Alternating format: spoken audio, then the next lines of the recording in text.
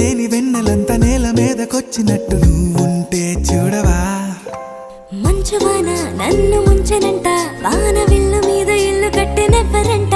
ఈ లోకమంతా నిన్ను చూసినంట, ఏ దిష్టి నిన్ను తాకకుండా ఇంటిలోన దాచుకుంటా. రంగు రంగు తారలన్నీ తొంగి తొంగి ఒక్కసారి చూస్తున్నా ఏంటిలా. ఆ పైన లేని వెన్నెలంత నేల మీదకొచ్చినట్టు నువ్వు